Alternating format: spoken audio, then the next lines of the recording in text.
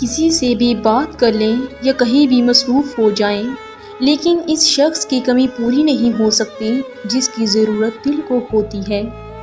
لوگوں کو اپنے پاس موجود ہر چیز کا مت بتایا کریں، کیونکہ ہر انسان کے بس کی بات نہیں کہ وہ خوشی، سکون، صحت اور نعمت دے کر اچھی نیت کا مظاہرہ کرے۔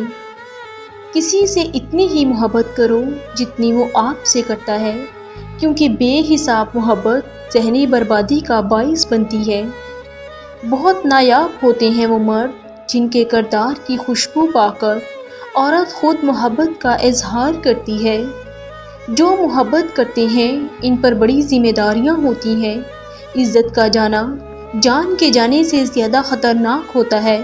اس محبت کا نہ ہونا واجب ہے جو کسی کی عزت اچھال کر حاصل کی جائے۔ اصل محبت کرنے والے دکھ لے لیتے ہیں، دکھ دیتے نہیں۔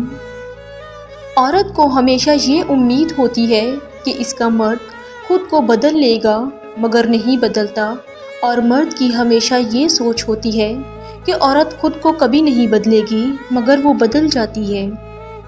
جن سے سچی محبت ہوتی ہے نا، ان کو پاس دیکھ کر بھی رونا آ جاتا ہے، کیونکہ سچی محبت کا مل جانا کسی معجزے سے کم نہیں ہوتا۔ روتا بھی وہ انسان ہے جس نے رشتہ دل سے نبھایا ہو، ورنہ مطلب کا رشتہ رکھنے والوں کی آنکھوں میں نہ شرم ہوتی ہے نہ ہی پانی۔ اگر کوئی شخص غلطی نہ ہونے پر بھی کوئی آپ سے معافی مانگ لیتا ہے تو سمجھ لیں کہ وہ آپ سے زندگی بھر رشتہ قائم رکھنا چاہتا ہے۔ عورت کی قسمت کا انحصار اس کی تعلیم یا خوبصورتی پر نہیں، بلکہ اس کی زندگی میں آنے والے مرد پر ہوتا ہے۔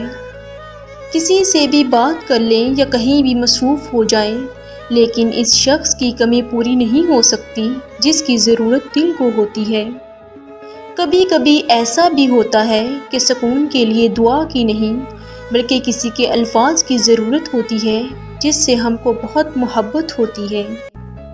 اگر اللہ نے وہ لے لیا جسے کھونے کا تم تصور بھی نہیں کر سکتے، تو یقیناً وہ کچھ ایسا بھی دے گا جسے پانے کا تم نے سوچا بھی نہیں ہوگا۔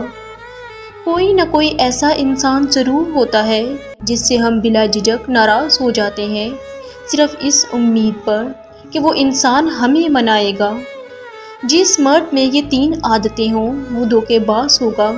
جب وہ بولے گا تو خوشامد کرے گا، جب نصیحت کرے گا تو خود عمل نہیں کرے گا، پیسے کو ہی سب کچھ سمجھے گا۔